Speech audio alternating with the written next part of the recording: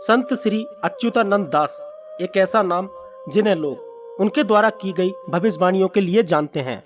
उनकी भविष्यवाणियों को पढ़कर ऐसा लगता है जैसे उन्होंने भविष्य को आज से कई साल पहले ही देख लिया था। वह भूत, भविष्य एवं वर्तमान में होने वाली घटनाओं को एक साथ देख सकते थे और अपनी इसी शक्ति और ज्ञान के बल पर उन्होंने एक पुस्तक लिखी जिसका नाम भविष्यमालिका है।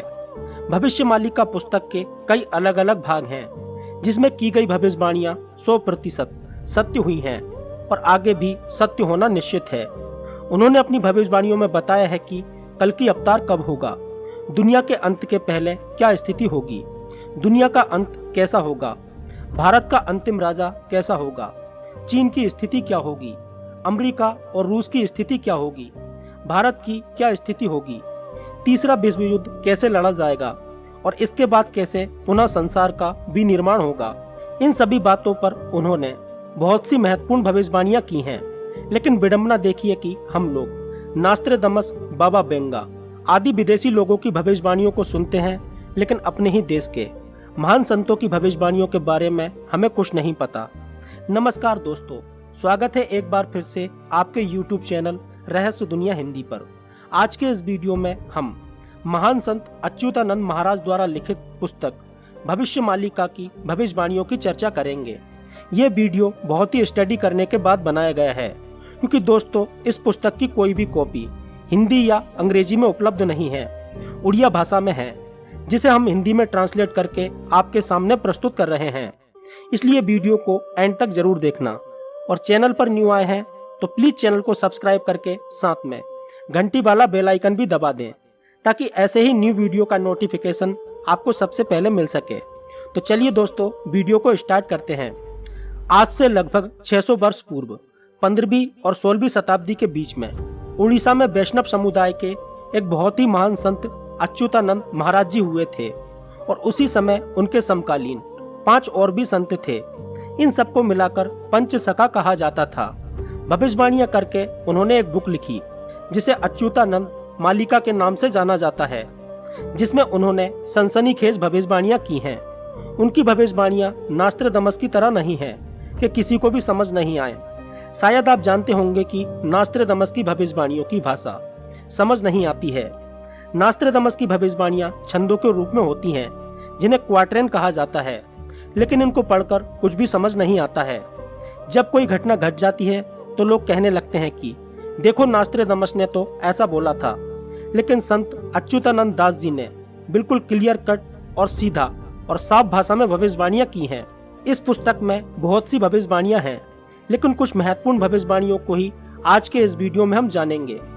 इनकी भविष्यवाणियों को हम 3 श्रेणी में बांटकर देख सकते हैं।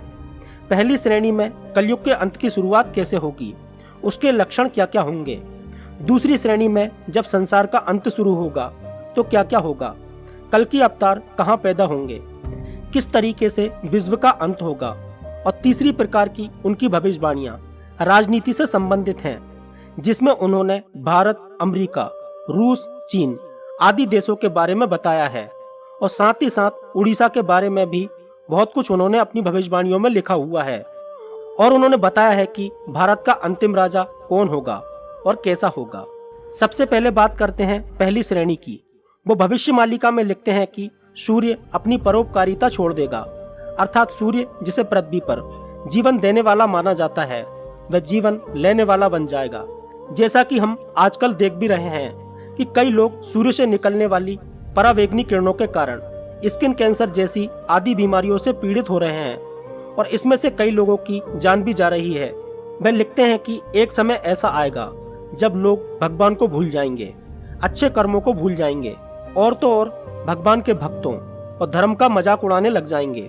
भगवान के भक्तों को कुछ लोग परेशान करना भी स्टार्ट कर देंगे और धीरे धीरे ईश्वर के भक्तों और ईश्वर को मानने वालों की संख्या बहुत ही कम रह जाएगी। संस्कार पूरी तरह से खत्म हो जाएंगे। साथ ही बड़ों और शिक्षकों का कोई भी आदर नहीं करेगा। अज्ञानी एवं धूर्त लोग अपनी भाषा कौशल, धूर्तता, मार्केटिंग एवं प्रोपेगेंडा करके धार्मिक गुरु बन जाएंगे और आम लोगों को बरगलाने का काम करेंगे, उनको पथ भ्रष्ट करने का काम करेंगे। महिला और पुरुष दोनों ही बिना किसी शर्म के व्यभिचार और अश्लीलता में लिप्त हो जाएंगे। पुरुष का प्रेम संबंध पुरुषों के साथ एवं महिलाओं का प्रेम संबंध महिलाओं के साथ बनने लगेगा और इस प्रकार के अप्राकृतिक प्रेम संबंधों को हमारा यह समाज मान्यता भी दे देगा। और सोचने वाली बात यह है कि जिस समय यह भविष्यवाणियां की गई थी उस समय भारत में भक्ति काल का दौर चल रहा था और कोई भी इस प्रकार की बातें सोच भी नहीं सकता था। लेकिन आज के दौर में ये बातें बिल्कुल सच होती दिख रही हैं। बहुत कम उम्र में ही बच्चे अश्लीलता को अपनाने लगेंगे और मैथुन क्रिया के प्रति आसक्ति बच्चों में बहुत छोटी उम्र से ही होने लग जाएगी। उन्होंने अपनी भविष्यवाणियों में बताया है कि बहुत कम उम्र में ही बिना शादी के बच्चे भी पैदा होने लगेंगे। इसको आज के जमाने में लिव इन रिलेशनशिप के रूप में सच होता हुआ देख सकते हैं। हवाएं लोगों को बहुत ज्यादा परेशान करेंगी। शायद वे आंधी तूफान की बात कर रहे थे। विचित्र प्रकार की बीमारियां एक के बाद एक इस दुनिया में आना शुरू हो जाएंगी और ये बीमारियां ऐसी होंगी जिन पर दवा काम करेगी और न दुआ काम करेगी। इसलिए ऐसी बीमारियों की वजह से लाखों करोड़ों लोग काल के गाल में समा जाएंगे। गांवों में, कस्बों में एवं शहरों में जंगली जानवर, सांप, बिच्छुओं का हमला होगा और आप न्यूज में देख भी सकते हैं कि कई जानवरों और सांपों के शहर में घुसने की खबर आती रहती है। जगन्नाथपुरी को जोड़ने वाले एक राष्ट्रीय राजमार्ग का निर्माण होगा, जबकि दोस्तों आज से 600 साल पहले नेशनल हाईवे का कोई कॉन्सेप्ट नहीं था। उड़ीसा का अंतिम राजा एक बालक वृद्ध होगा, अर्थात ऐसा व्यक्ति जिसकी उम्र तो ज्यादा होगी लेकिन बालक बुद्धि होगा। पुरी के अंतिम राजा गजपति महाराज होंगे और अभी भी पुरी के राजा गजपति महाराज ही हैं। जगन्नाथपुरी मंदिर के ऊपर से पत्थर नीचे की ओर गिरने लगेंगे। मंदिर का ध्वज कई बार नीचे गिरेगा और मंदिर के अंदर खून दिखेगा। मंदिर में त्रिदेव अर्थात जहां मंदिर में 3 देवता स्थापित हैं, उसके ऊपर जो वस्त्र लगा है उसमें आग लग जाएगी। मंदिर के प्रशासन में कई प्रकार की कमियां सामने आएंगी और इस प्रकार की घटनाएं कई बार जगन्नाथपुरी मंदिर में हो चुकी हैं। पत्थर नहीं गिरा लेकिन ध्वज कई बार गिर चुका है और भी कई कमियां निकली हैं। जब प्रलय आएगा तो जल स्तर इतना बढ़ जाएगा कि जगन्नाथपुरी की 22वीं सीढ़ी तक पानी भर जाएगा और जगन्नाथपुरी से भगवान को एक स्थान से दूसरे स्थान पर स्थापित किया जाएगा। अंत के पहले महंगाई अपने चरम पर होगी। खाने पीने की वस्तुएं दुर्लभ हो जाएंगी। खाने पीने की वस्तुओं के लिए लोग सड़कों पर दंगा करेंगे। रोज नई नई बीमारियां आएंगी और प्राकृतिक आपदाओं का अंबार लग जाएगा। सरकार जनता पर नए प्रकार के टैक्स लगाएगी, जिसके कारण जनता में आक्रोश पनपेगा। इन परिस्थितियों से लोग सड़कों पर उतरने को मजबूर होंगे। अफरा तफरी, लूटपाट, अव्यवस्था और पूरे समाज में अराजकता फैल जाएगी। उन्होंने कल्कि अवतार के बारे में बहुत ही स्पष्ट शब्दों में लिखा है कि कल्कि अवतार कहाँ पैदा होंगे, उनका नाम क्या होगा, वो किस प्रकार अपने भक्तों के साथ जुड़ेंगे, किस तरीके से एक बड़ा युद्ध होगा, उनके माता पिता का नाम क्या होगा। बहुत सारे चिरंजीवी जैसे हनुमान जी, कृपाचार्य, अश्वत्थामा आदि इस युद्ध में हिस्सा लेंगे। कैसे हर गांव, कस्बे और शहर में बहुत कम लोग बचेंगे। इस दुनिया में जब तबाही आएगी तो क्या क्या होगा, क्या हालात होंगे। अमेरिका, चाइना, रसिया, इंडिया की स्थिति क्या रहेगी। भारत का अंतिम राजा कौन होगा और कैसा होगा। क्राइम, झूठ, फरेब ये सभी चीजें आजीविका के साधन बन जाएंगे और जो लोग ज्यादा बेईमान हैं वही सेठ कहलाएंगे। जब प्रलय आएगा तो आसमान में एक नहीं 2 सूर्य दिखेंगे। रात की धुंध में भी युद्ध की धुंध बजेगी। फिर 7 दिनों तक सूर्य नहीं निकलेगा। पृथ्वी बहुत भयंकर तरीके से हिलेगी और उसमें गांव, कस्बा, शहर सभी तबाह हो जाएंगे। विश्व की जनसंख्या बहुत कम रह जाएगी। एक गांव में मुश्किल से 2-4 लोग ही जिंदा रहेंगे। समुद्र आगे की ओर बढ़ जाएगा। एक बहुत बड़ी सुनामी जैसी घटना होगी और समुद्र किनारे बसे दुनिया के कई शहर समुद्र में समा जाएंगे। उड़ीसा के 6 जिले डूब जाएंगे। भगवान जगन्नाथ एवं उनका परिवार दूसरी जगह पर जाकर बस जाएगा। उस स्थान का नाम छातिया बट होगा। 2023 में उड़ीसा में बड़ा जल प्रलय आएगा। राजनीतिक भविष्यवाणियों में उन्होंने कहा है कि भारत पर चीन एवं मुसलमान मिलकर आक्रमण करेंगे, जबकि इस भविष्यवाणी के समय पाकिस्तान नहीं था। हो सकता है पाकिस्तान और चीन मिलकर भारत पर आक्रमण करें और ये युद्ध काफी दिनों तक चलेगा। 2024 में बहुत बड़ी त्रासदी आएगी जिसमें लाखों करोड़ों लोग मारे जाएंगे। मालिका के अनुसार कल्कि अवतार संबल ग्राम में होगा। संबल उड़ीसा में भी है और उत्तर प्रदेश में भी है। और भारत के कई गांवों का नाम संबल है, लेकिन उनका इशारा शायद उड़ीसा के संबल की ओर है। भगवान कल्कि पब्लिसिटी से दूर रहेंगे और जंगल या दूर दराज के क्षेत्रों में अपने अनुयायियों से एंगेज करेंगे। उनके अधिकांश समर्थक भी अपने आप को पब्लिसिटी से दूर रखेंगे और अंडरग्राउंड रहेंगे और समय आने पर वह भगवान कल्कि की तरफ से खड़े रहेंगे। मालिका के अनुसार जितने भी चिरंजीवी हैं, जैसे हनुमान जी, कृपाचार्य, अश्वत्थामा आदि भगवान कल्कि का युद्ध में साथ देंगे। श्री शिशु अनंत मल्लिका के अनुसार भगवान कल्कि के 74,000 डेवोटीज एक जगह पर जन्म लेंगे और ये सब महाभारत के समय के लोग होंगे जो पुनः धरती पर वापस जन्म लेंगे और भगवान कल्कि के साथ मिलकर युद्ध लड़ेंगे। इसके साथ ही 64 धार्मिक गुरु और 8 सैन्य अधिकारी भी जन्म लेंगे, लेकिन ये सभी वैष्णव संप्रदाय के नहीं होंगे बल्कि गृहस्थ होंगे। विष्णु यश एवं जसोमंती कल्कि भगवान के माता पिता होंगे। इन दोनों के संयोग से चक्रपाणी अर्थात कल्कि भगवान जन्म लेंगे। इस पुस्तक में कल्कि भगवान का नाम चक्रपाणी बताया गया है। दूसरी पुस्तक अच्युतानंद शून्य संहिता के 4th अध्याय में लिखा है कि कलयुग के अंत में जब मानव मूल्यों का ह्रास हो जाएगा, तब भगवान जगन्नाथ ही कल्कि के रूप में संबल नामक स्थान पर जन्म लेंगे। एक अन्य स्थान पर गया का जिक्र भी आता है, जो कि बिहार में पड़ता है।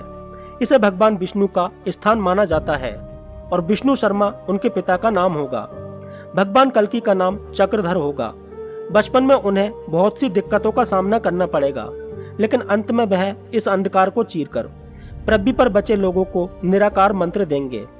अगाथा भविष्य मालिका के अनुसार, जो कि भविष्य मालिका का एक भाग है, के अनुसार जो भी लोग इस घोर कलयुग में धर्म के रास्ते पर चलने वाले हैं, वे जान ले कि चक्रधर ही कल्कि अवतार होंगे। इसका मतलब कि भगवान कल्कि का जन्म चक्रधर के रूप में होगा। भविष्य मालिका की माने तो कलयुग के अंत की शुरुआत हो चुकी है और भगवान कल्कि भी जन्म ले चुके हैं।